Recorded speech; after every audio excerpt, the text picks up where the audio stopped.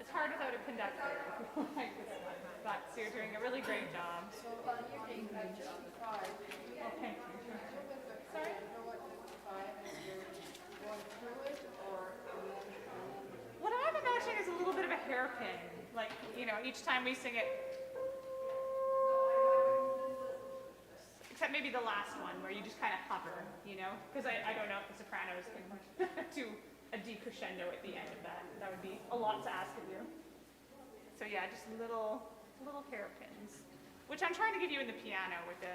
well, that's what I felt. Yeah, and you're following it very beautifully. Yeah. Good. How much time? We probably don't have. I'm getting a watch soon. I'm really excited. Anyway. 17 minutes. 17 minutes. It's a big clock. Oh, there's there a big. Oh my goodness, there is. Yeah. I see that. Wow. You don't need them. I feel really silly about not having known that until right now. Well, now you talk. Okay. All these times in rehearsal, I've been like, "What time is it?" Okay. Yeah. I think we have to. Why don't we do just 41? Or let's say 39 one more time. I think we have about 2 minutes before we want to stop singing. So just to review that section. It went much better this time, so I think it's going to be great. But 3, 4.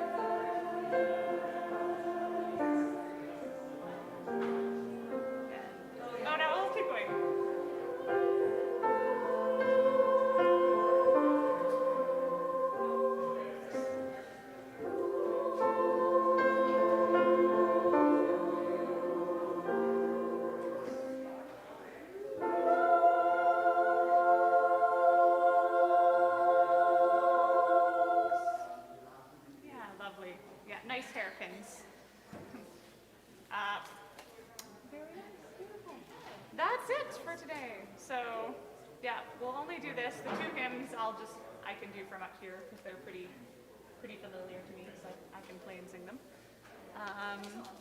Yeah. Thank you. So, yeah, I'm excited for it. It's sounding really, really lovely. It's not too hard On the top? No. I mean, I think we have a little bit of morning voice still, and so it's like, this is a bit of sweating, but like... It's not what I'd like to hear, but I'm trying for you. Oh. You know what I mean? Morning voice is hard. It is. There's always a little bit of extra phlegm and tension, I think, as you're trying to like get the things. But I feel like even by... Creamier. Yeah, I mean... It's easier to start. Yeah. I'd be like, wake up at 5. But no. No, I mean, even just talking, like you'll get more warmed up as you're like even just talking, and we'll have a couple hymns and things like that. That should help. And I mean, the other thing I would say maybe is just like, you know, we've talked a little bit about placement, a little bit maybe. Placement? Is that kind of like a? Yeah, I think it's just extra important in the morning too, because sometimes things can feel like they sit like here. Sorry, just taking a look. So just thinking like, Whatever you need. Okay. you know. Yeah, exactly. Yeah. That's really helpful. Yeah. Do you recommend any kind of mix? That's all of that. Mix?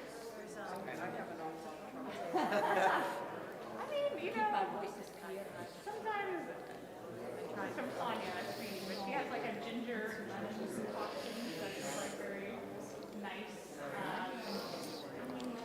But that said, I think it's really just waking up to believe. So there's not much. No, I mean, that was, the concoction helps. I find it's more helpful maybe yes, yes, that's tired, like if you wake up and you're like, I'm really like, it's the same feeling, right? Fatigue, yeah. But really it's just there's like a bunch of extra mucus on your vocal folds in the morning.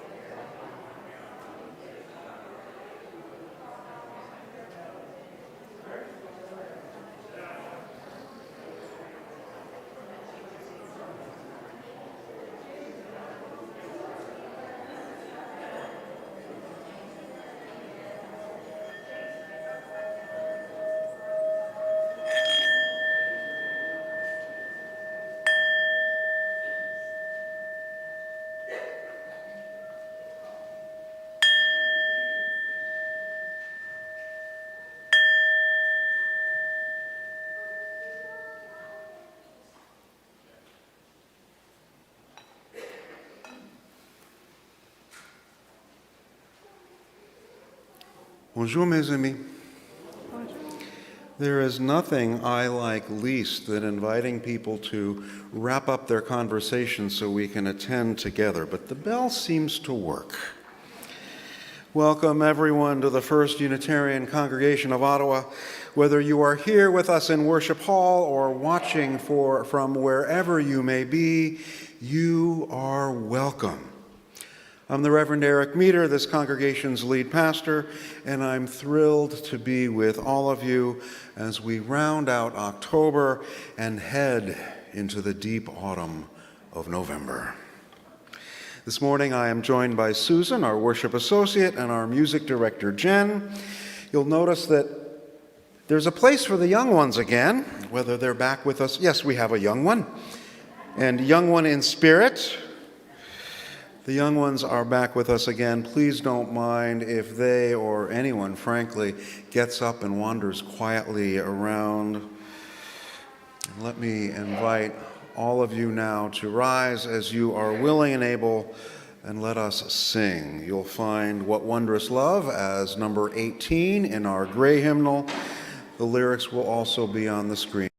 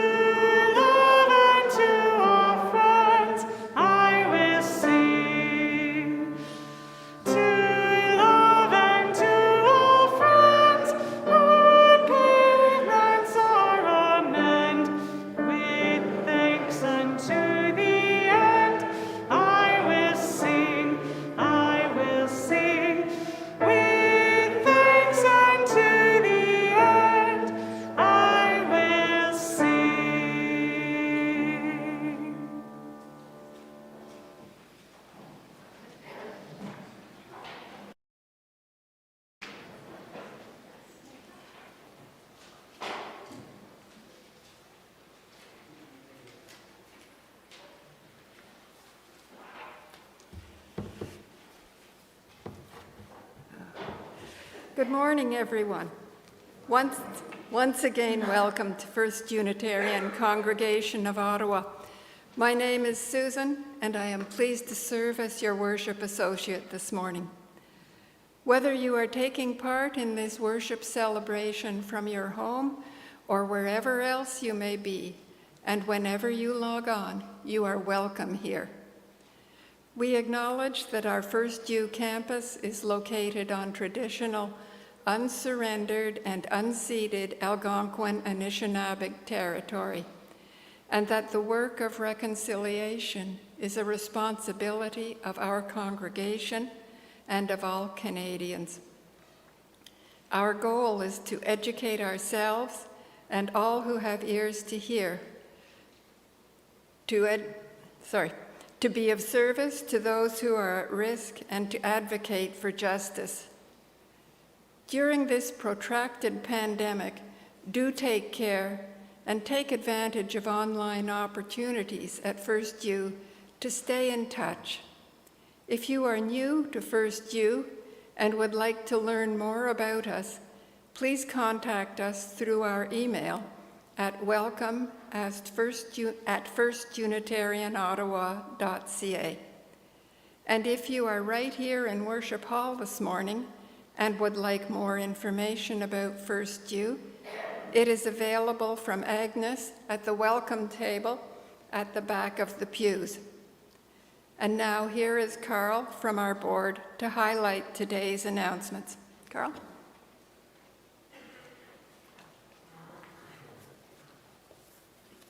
Thank you, Susan.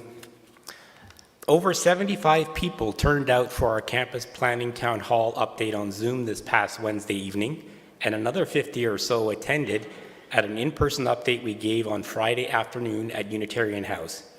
You can find the slides that were presented at this meeting on our website, and we'll be adding the full recording shortly in the upcoming week. Our monthly Messy Church for Kids Under 8 will return next Sunday, November 6th at 10 a.m. Breakfast will be served, followed by a pajama party with a camping theme. Parents and grandparents are welcome. See the EUU for more details. Finally, at Reverend Eric's installation last Sunday, guests were invited to share their congratulations and their hopes and dreams for Eric's time with us in a special book. For those who missed it, the book will be available at the back of Worship Hall following the service for signing.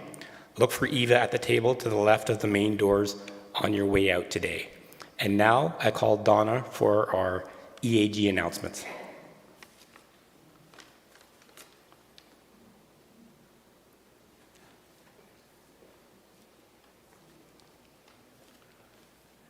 Thanks, Carl. From the Environmental Action Group today, well, the election already seems a long time ago, and the voting is over, but climate advocacy is not.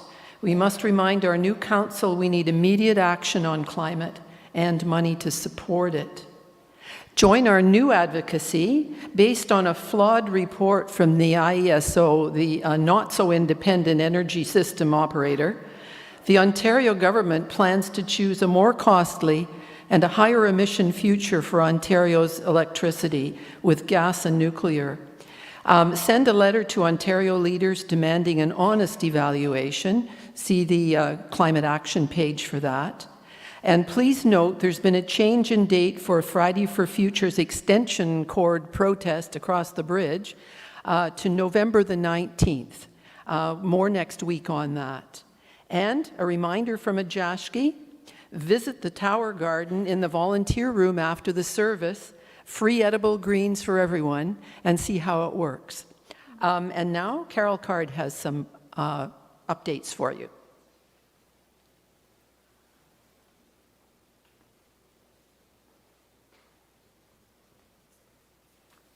Good morning, everyone. My name's Carol Card, and I'm the director of our congregational fundraiser that we call the Fall Fair. And that Fall Fair is less than 2 weeks away now, on November the 12th, from 9:30 a.m. to 2 p.m. And there's lots of information on the FirstU website on donation dates and so on. We would love your help. Even an hour or two is very valuable, especially on Saturday, sale day, November the 12th. You can see me at the back of the service, back of the worship hall after service, and please pick up some posters to let the community know about our event. Thank you.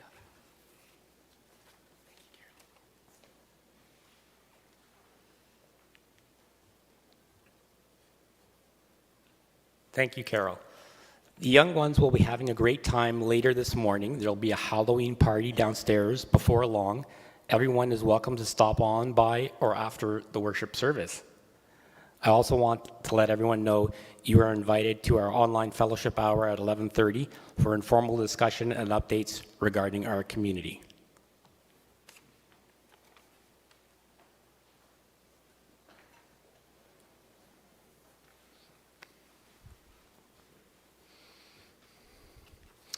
The pledge drive update will come later in our service. We don't want the kids to get too fidgety for too long. It's only fair. To everyone who's spoken, thank you. This morning, before many across the globe celebrate All Souls Day, we will devote our time this morning to honor those we have lost in the past year. In that spirit, today we light our chalice, to these words by Odette Fulbright Folsom. This light we kindle is set in the lamp of our history.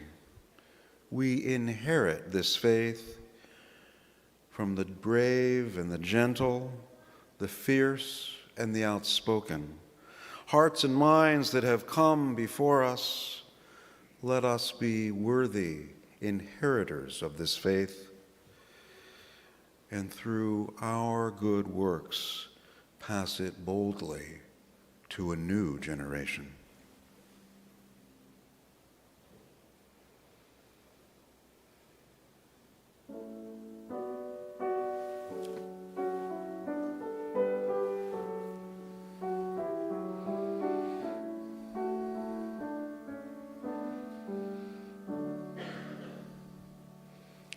Our chalice is lit.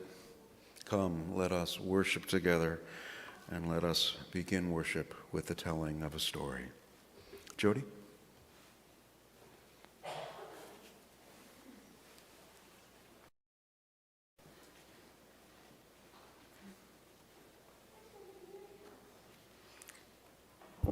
Good morning. This is The Heart and the Bottle.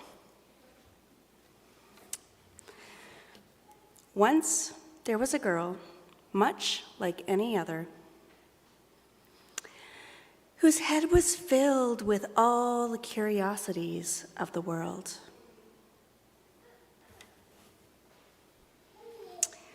With thoughts of the stars,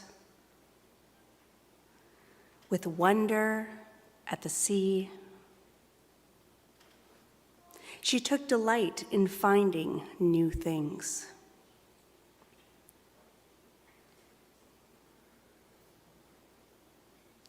Until the day she found an empty chair. Feeling unsure, the girl thought the best thing was to put her heart in a safe place, just for the time being. So she put it in a bottle and hung it around her neck. And that seemed to fix things at first, although in truth, nothing was ever the same. She forgot about the stars and stopped taking notice of the sea. She was no longer filled with all the curiosities of the world and didn't take much notice of anything other than how heavy and awkward the bottle had become, but at least her heart was safe. It might never have occurred to the girl what to do had she not met someone smaller and still curious about the world. There was a time when the girl would have known how to answer her, but not now, not without her heart. And it was right at that moment she decided to get it back out of the bottle. But she didn't know how. She couldn't remember. And nothing seemed to work. The bottle couldn't be broken. It just bounced and rolled right down to the sea. But there it occurred to someone smaller and still curious about the world that she might know a way. And it just so happened she did. The heart was put back where it came from. And the chair wasn't so empty anymore. But the bottle was.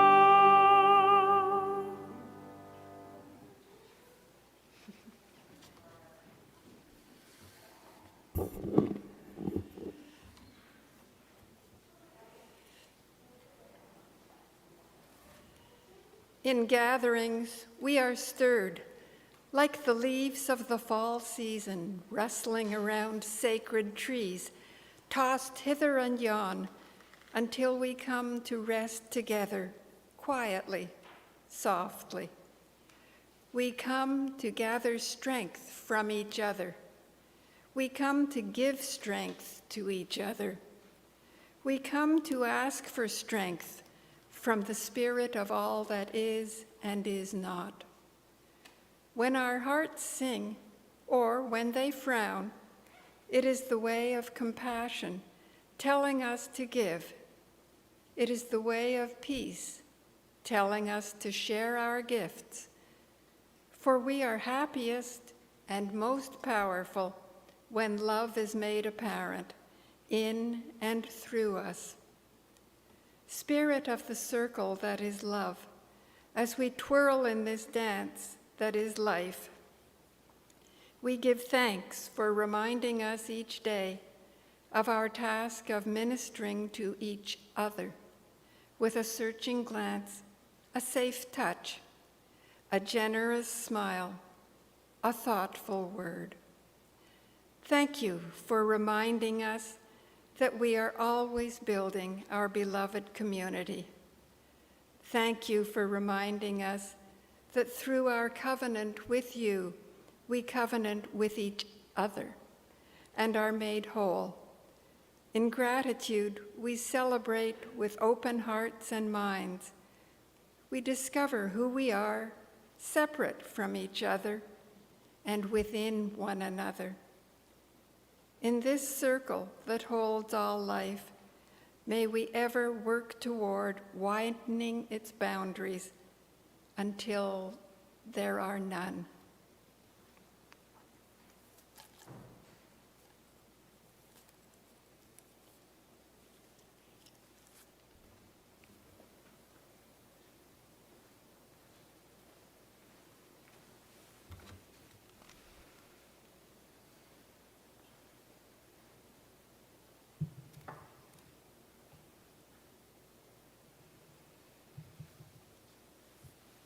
Thank you, Susan. Each week at this time, we pause in honor of the moments of our lives, times of joy, times of challenge, times of sorrow.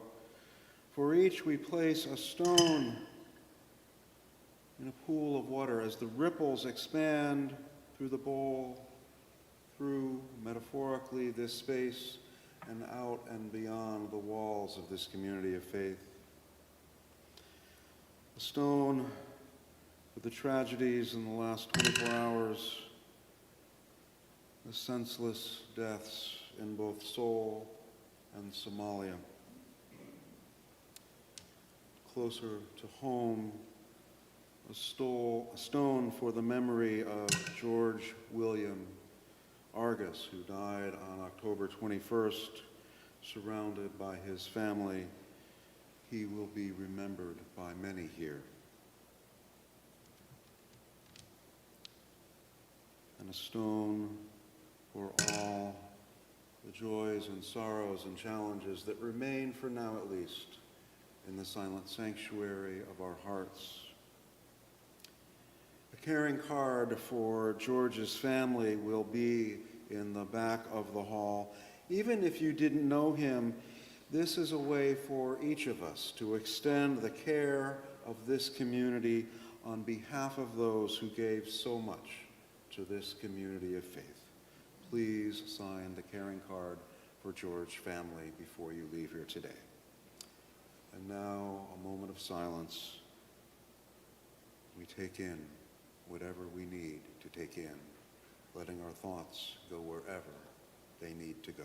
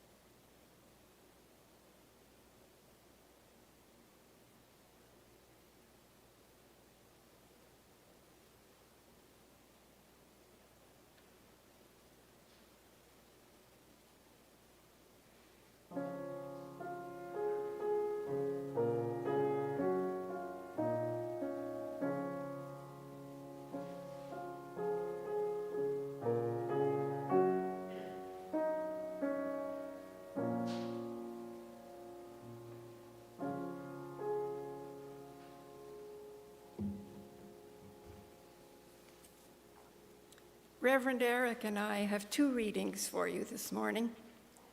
The first is from Brian Doyle, who died a few years ago at age 60 of complications from a brain tumor. Last prayer was one of the last things he wrote. Dear Coherent Mercy, thanks. Best life ever. Personally, I never thought a cool woman would come close to understanding me, let alone understanding me, but liking me anyway. But that happened. And you and I both remember that doctor in Boston saying, polite but businesslike, that we would not have children. But then came 3 children, fast and furious.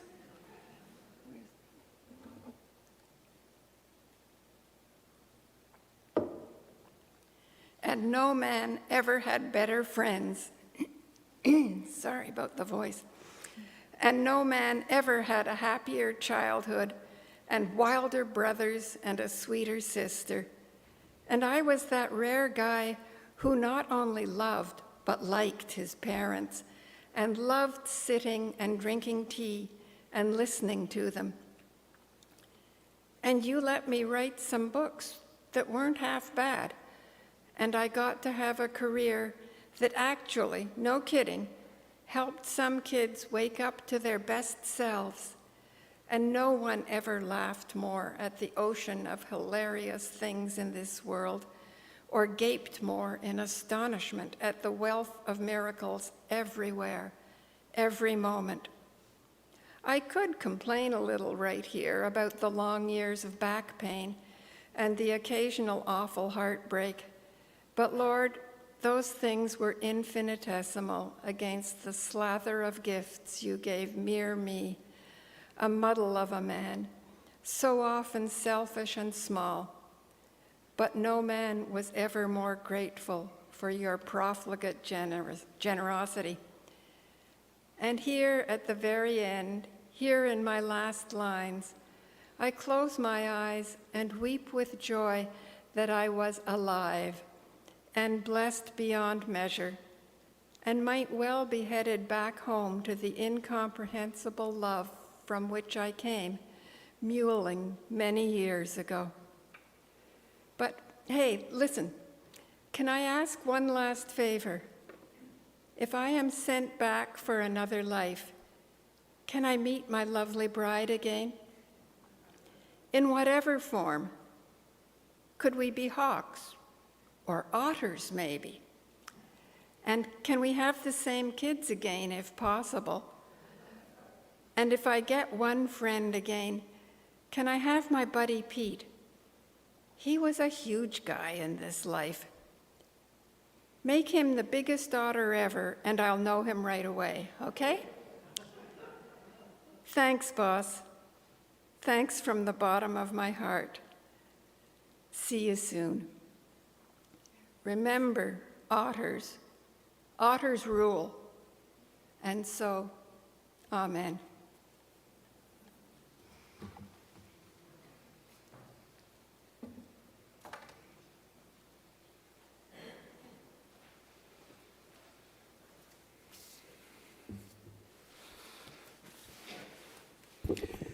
This is Marge Piercy's poem, As the Way Narrows. We walked by a canal lined with linden trees. Rain pocked the surface, big drops, sending circles and circles.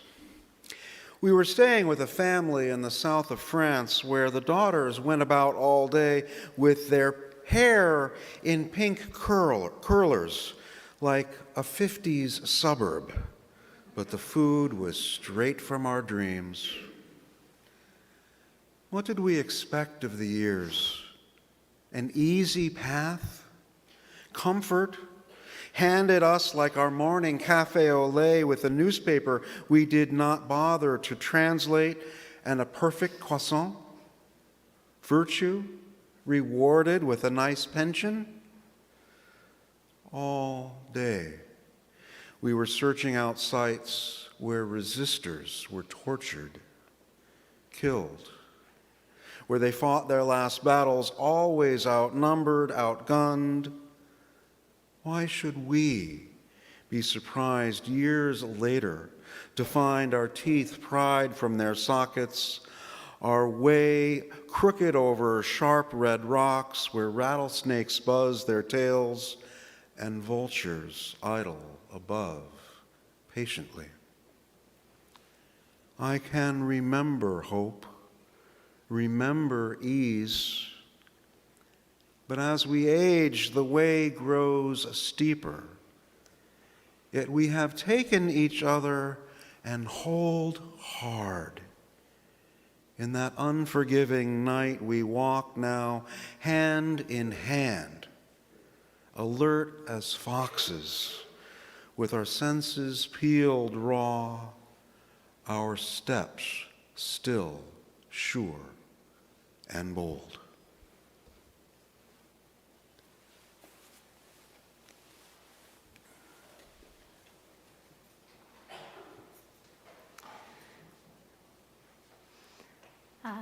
I'd like to invite Three Rivers up to sing for you Lux Aeterna by Zed Randall Stroop. This piece translates, it's the traditional Latin text. May eternal light shine on them, God, with your saints forever, for you are good. Give them eternal rest, and may light perpetual shine upon them.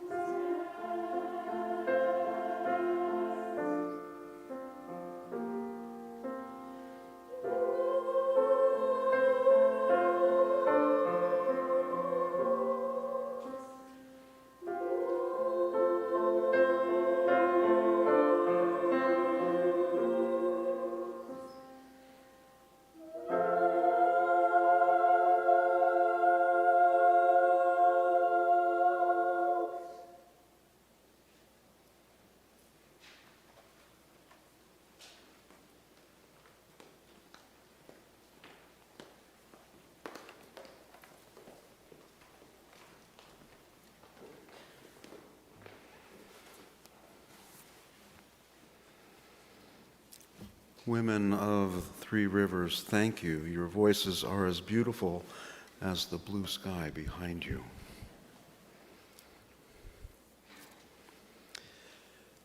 Death and taxes. The way we talk about these inevitabilities of life often makes it sound like they're equivalent.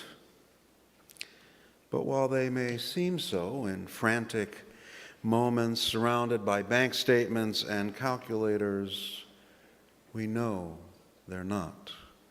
Taxes are what they are, that annual ritual, but death is something else entirely. The last breath, the moment when spirit leaves flesh. And for those who remain, words we wish we had said, words we are glad that we said again and again, words we wish we had said and more often. The hollow space in our hearts that only memory can hope to fill when someone we love is no longer with us. No one gets all that far in life without experiences of loss.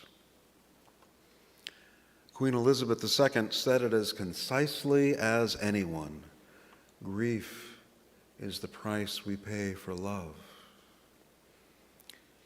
Each year now, at this time, we pause in recognition of those who are no longer with us, those who have died in the previous year.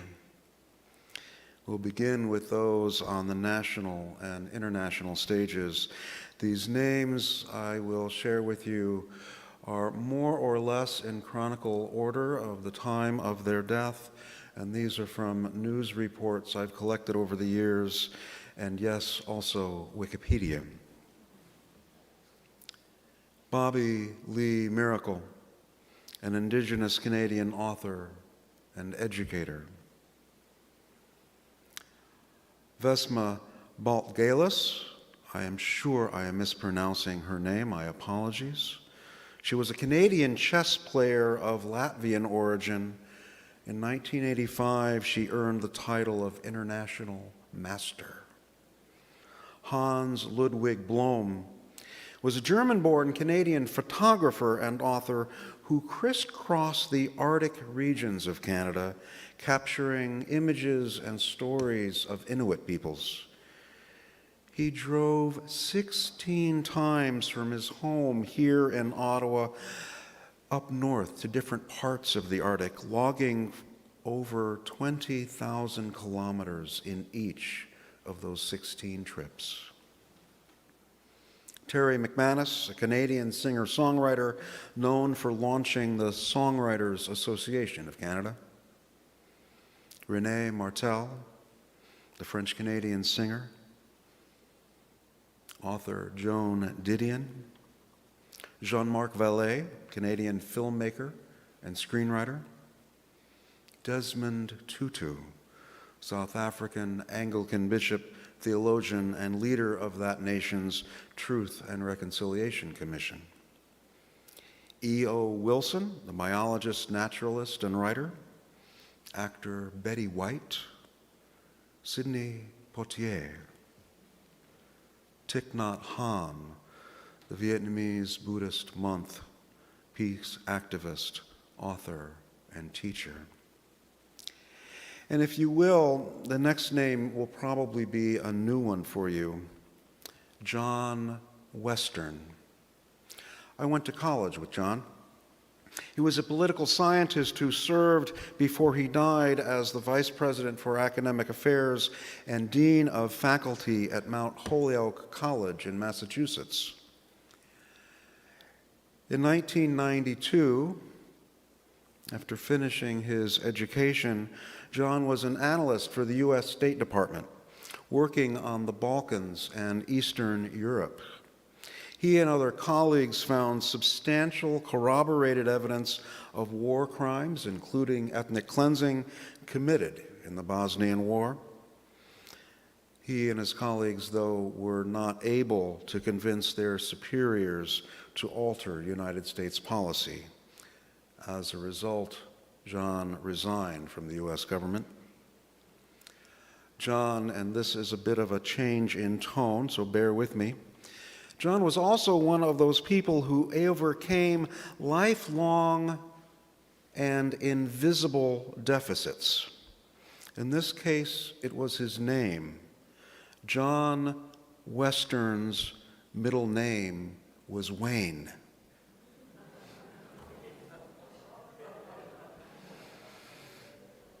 John died unexpectedly last January, leaving a wife and 2 children.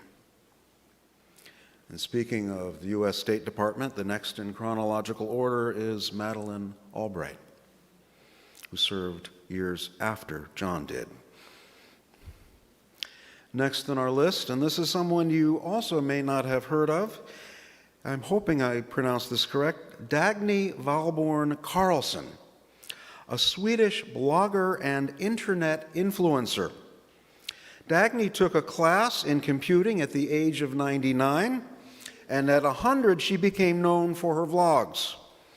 She credited good genes and curiosity for living a long life. Our litany continues a bit closer to home with Guy Lafleur, a master on the hockey rink ice if there ever was one.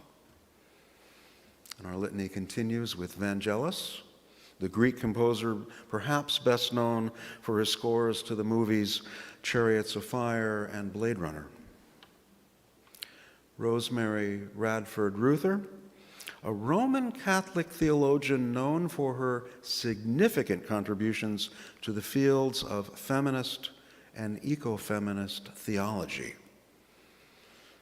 Donald Cullen, a Canadian actor, comedian, writer, and proprietor of Toronto's Bohemian Embassy. And a name that will be familiar, I trust, Shinzo Abe, the former Prime Minister of Japan.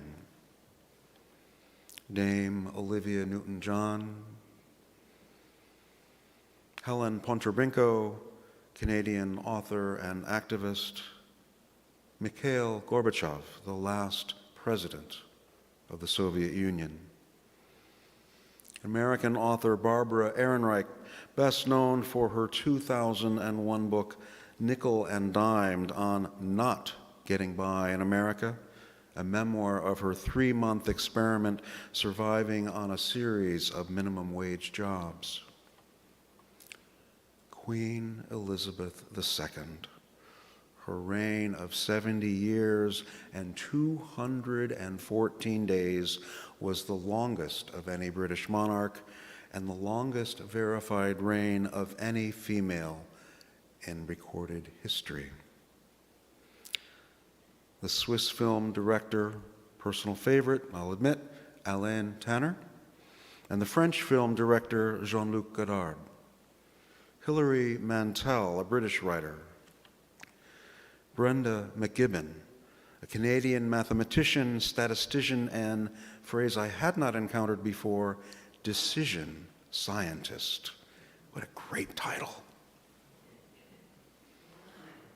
And we are still across the world in the midst of the repercussions of the killing of Masha Amini at the hands of Iran's military police.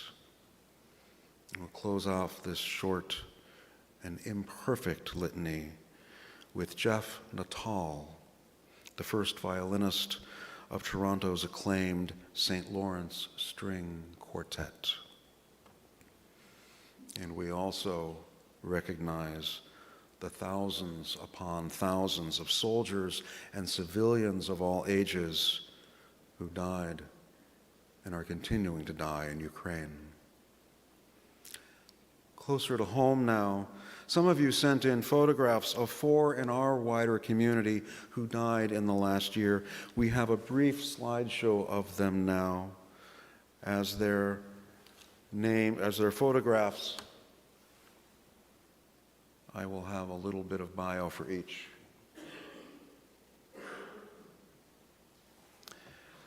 Alan Mirabelli worked 30 years with the Vanier Institute of the Family, including time as executive director there. He was a close friend to many in this congregation, and Bob officiated at his memorial here at FirstU. In recognition of Alan's remarkable artistic talent and his leadership, there was founded a Alan Mirabelli Fund for Creativity and Innovation. John Reed, Member of Parliament for Kenora-Rainy River for 6 successive terms. He was a guest speaker here for 5 summer services and a close friend to many in this congregation.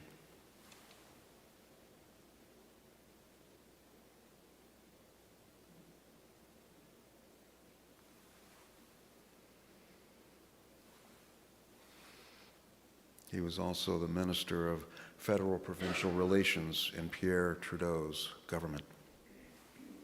Mabel Ong was a member here at FirstU for many years and a resident of Unitarian House until her death this last March.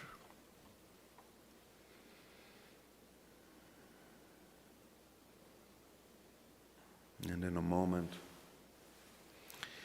one additional photograph sent in from Barbara of Eve Murphy Stearns of Pointe Claire near Montreal, who was Barbara's aunt by marriage.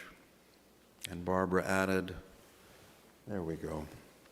Barbara said, "I couldn't go to the family funeral, so thank you for doing this. Thank you for including Eve this morning." Of course, of course. In addition to them, among those we honor this morning are George Williams Argus, who was mentioned during Joys and Sorrows earlier, and Eric Inch, my partner in nomenclature, who died at the ripe old age of 102. I doubt I'll be that lucky. Are there others of you who would like to come forward and offer all other names this morning? My list was, I don't want to say random, but I know it was incomplete. Please come forward.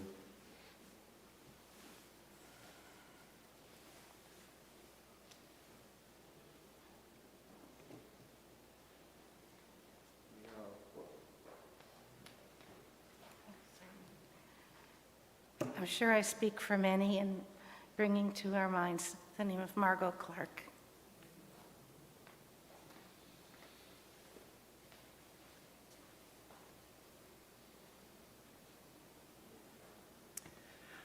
My father-in-law, Maurice Loret.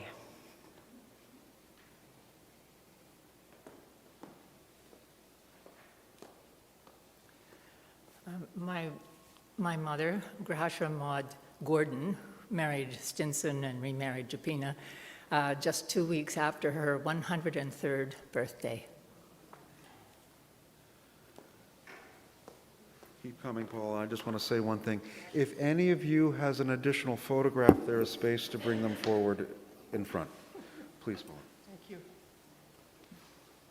I just read in the paper yesterday a university classmate of mine, class of '69, Sean O'Day, Quebec City.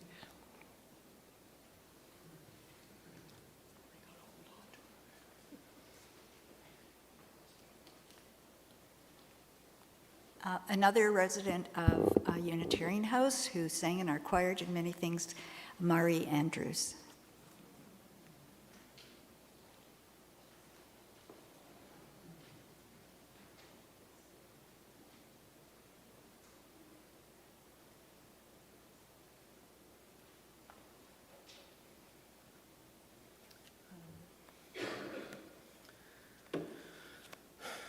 My uncle, Jacob Miller, my brother, Jacob Eberhardt, and my good friend, Memoriam, who passed away in August.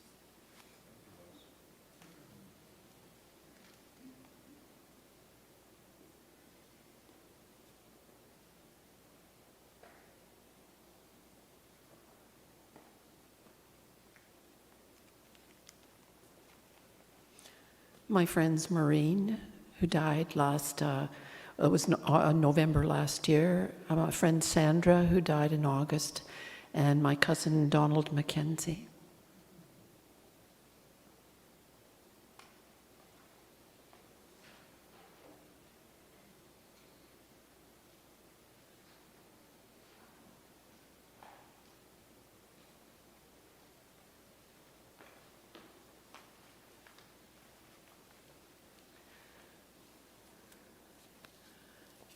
My friend and mentor, Wayne Loxley Kynes, who was the main reason that I came to Canada and invited me here to learn about a new country.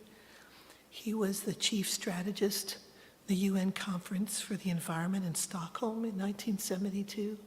He saw the environmental crisis coming decades before many people did, and did what he could to help others. He was also the founding director of communications for the UN Environment Program, amongst hundreds of other things.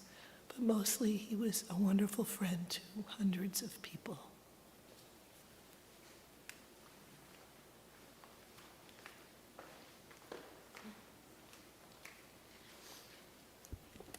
My Uncle Glenn, who was my dad's first cousin, and he was the last of my dad's family alive, and he passed away a couple months ago.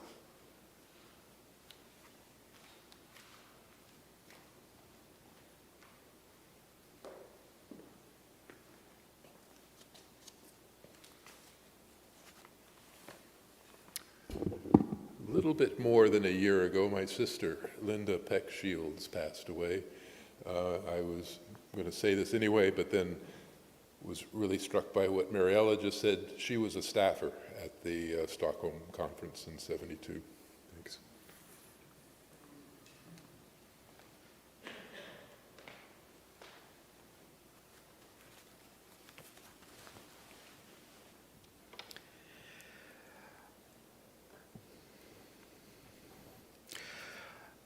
Last Sunday, we had our installation ceremony, and I picked the date, October 23rd, sometime last spring, and for weeks I kept thinking, why? October 23rd, why is that date rummaging around in my head?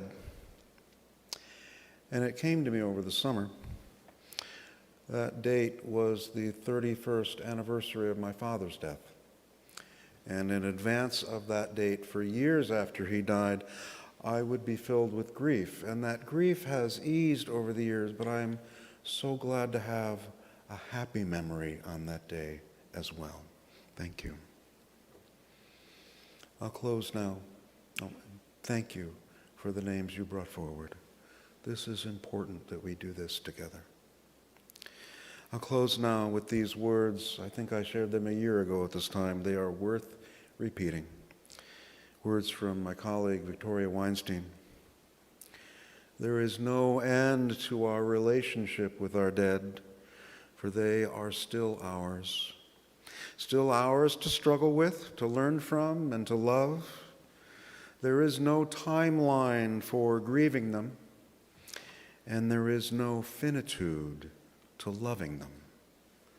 Through time, as long a time as it takes, we take their dream and their desires and their issues and integrate them somehow into our own.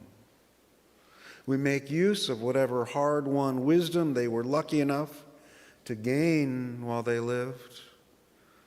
We continue to forgive them if forgiveness is called for. We continue the work of their hands. May it be so. Amen.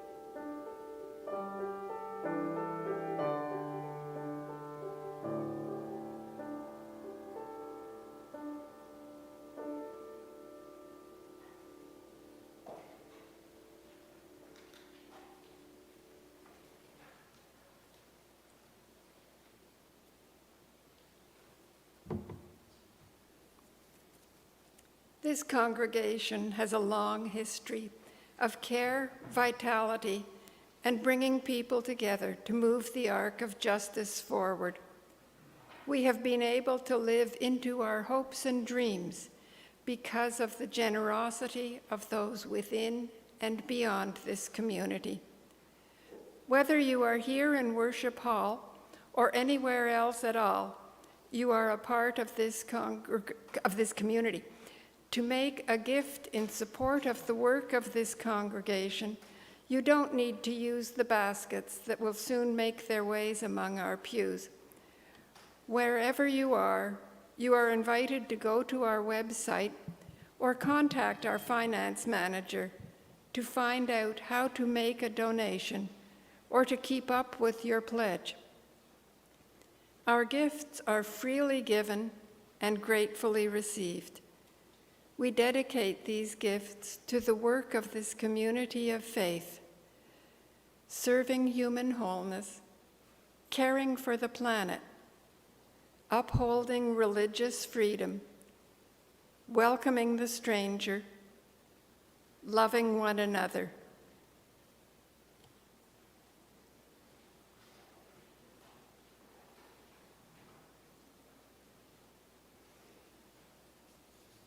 And now Terry Kimmel has the pledge drive update.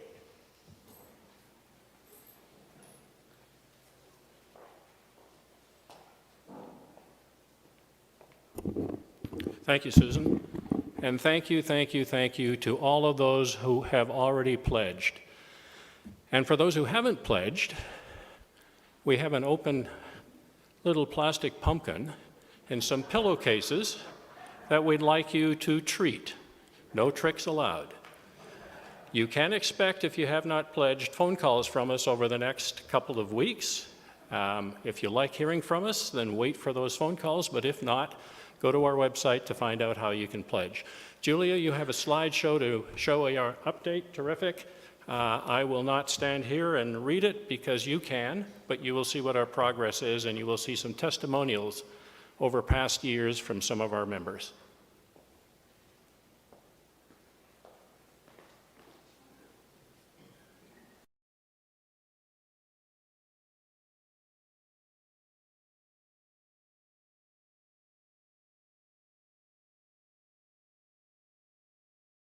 That's all. Thank you, Terry.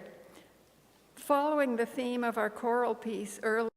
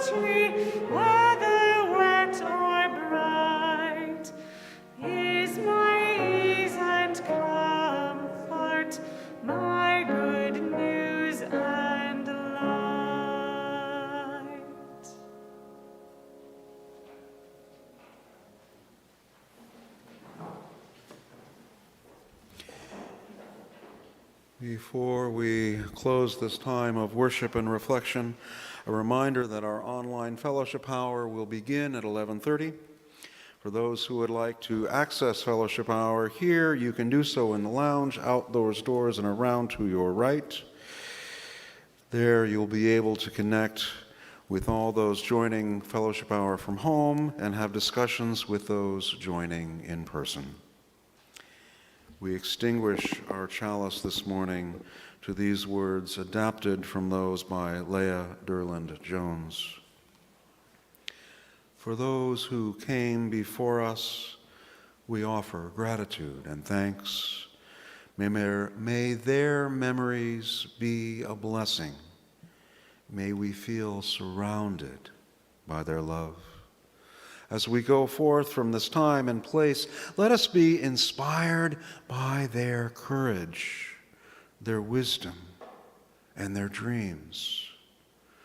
Let us honor them by doing the work of living boldly, loving mightily, and creating what we can of heaven here on earth.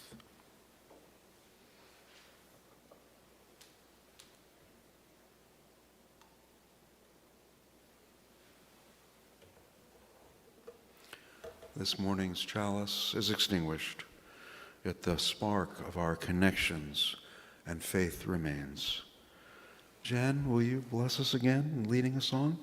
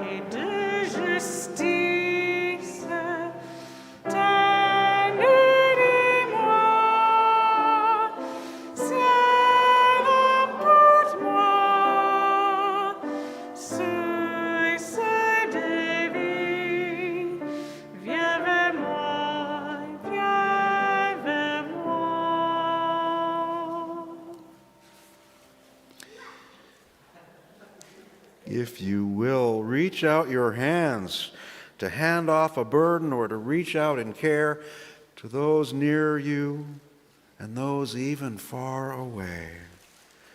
As we prepare now to leave this space and this time, may our hearts remain open and our minds remain clear. We are people of both reason and heart, of both memory and hope.